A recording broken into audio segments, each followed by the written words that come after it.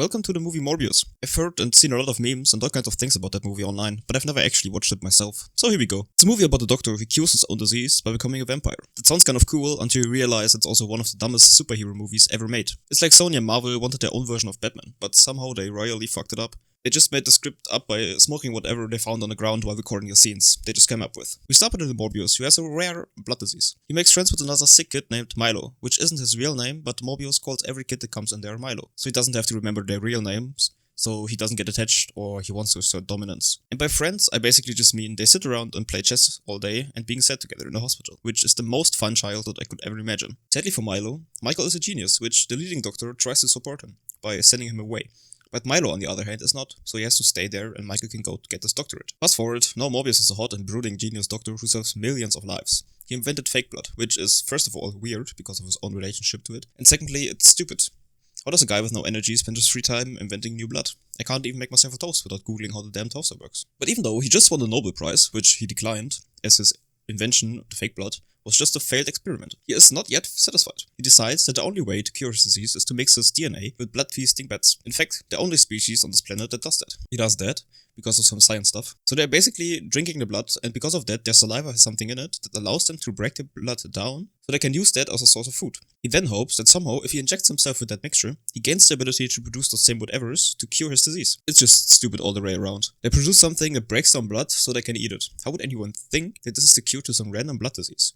Just use lizard DNA to cure whatever you have, or even starfish, something more friendly. Well, the whole thing is made up anyways, as there aren't any bats that drink blood in the first place. There was a split second I really believed there were.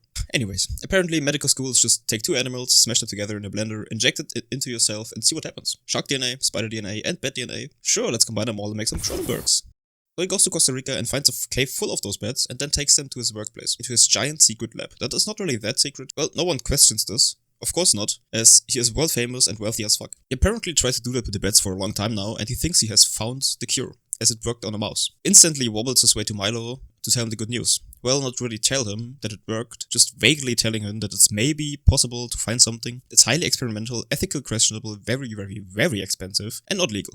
And so it has to be done in the international waters. The last one, only because DNA splicing is apparently illegal in the US and something about safety, but who really cares about that in a movie, right? Anyway, it's Morbin time. So Morbius' girlfriend injects him with a bat juice on a ship in international waters. Because that's where all the good ideas and science happens.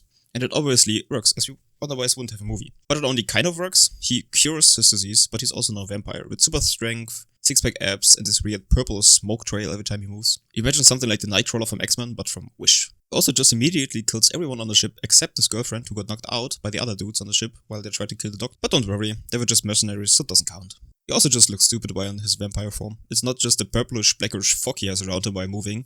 Just look at his face. It looks like Dracula had sex with a disgusting looking bat, but it wasn't gentle sex. It was like hate fucking. There was something wrong with the relationship, and that was the only Tarsus they could find without violence. The conclusion I take from everything that happened so far is basically that the bats had all those genes to transform people like that in them the whole time, which just doesn't make any sense whatsoever.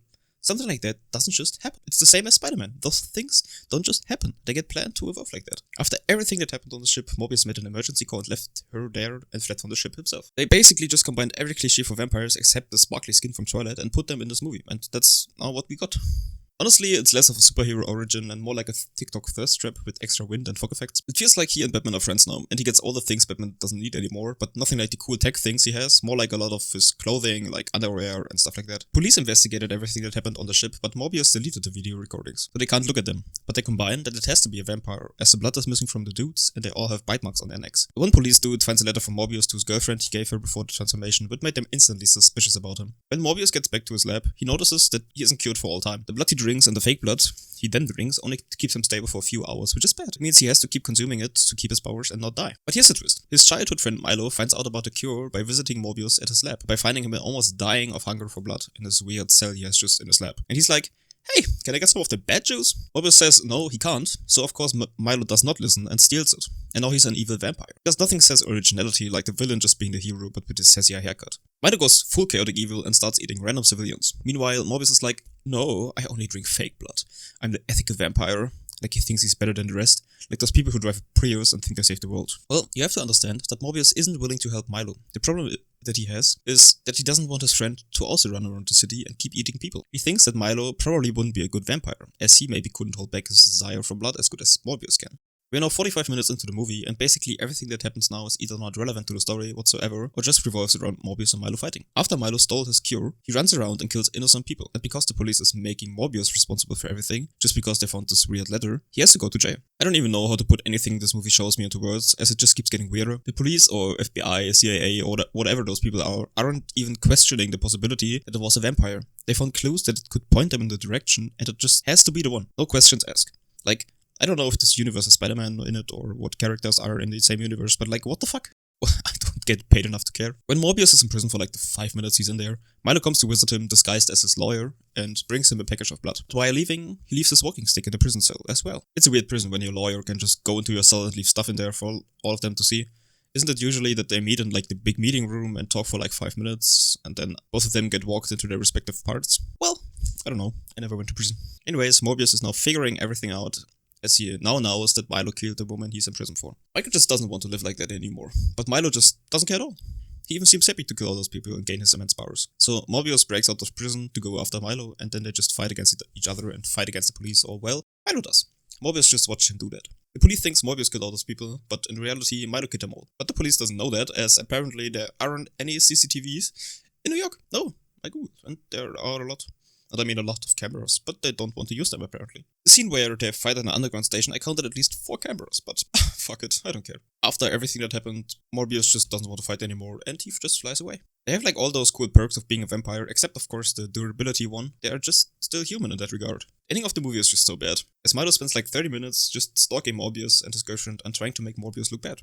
While Morbius is trying everything to reverse his condition and help himself, as well as Milo, to not needing to drink blood and kill people. That kind of backfires, as Milo kills the leading doctor from the beginning of the movie. This guy was like a father for the two of them, but he didn't care, as he thought that Milo was always his favorite. Anyways, in a kind of epic fight, after Milo hurt Morbius' girlfriend, Michael has to save her, and turns her into a vampire too, by just biting her and not emptying her like Capri-Sun. In the fight against Milo, he summons a literal tsunami of bats and then made a Kamehameha with them, which is just hilarious. I just have something weird to say about that. The only reason the bats do that is because the bats see Morbius as one of them, as he said at the beginning of his transformation. So why didn't they see Milo as one of them, as he has the same mutations as Morbius? They shouldn't have harmed him. Morbius then has to kill Milo dramatically because of the very thought of plot, but only because Milo wanted to kill him first. So after that, Morbius flies into the sky, his girlfriend also turns into a vampire, and then surprise! Vulture from Spider-Man shows up from another multiverse in the post-credit scene. Sony glued us on like they beg Marvel for him to be part of the MCU. That's Morbius. A movie that somehow made vampires boring, but at least gave us the greatest fake meme line of all time. It's Morbid time. Sadly, he never actually says that, which is honestly the biggest crime of all. If you thought this movie was cursed, just wait. The next one involves soul stealing, a beach resort, and the most terrifying villain reveal you will never see coming. Pictures, doesn't it? I stole this. I hope it helps. The Damon-ritis. Well, yeah, that wraps up the awfully long movie. Hope you enjoyed and let me know what movie you want to see in the future. Alright, that's it for now. If you like this disaster of a recap, feel free to click some buttons. Or don't, I'm not your dad. So that YouTube knows that my videos are worth watching. Thanks again and see you in the next one. Bye!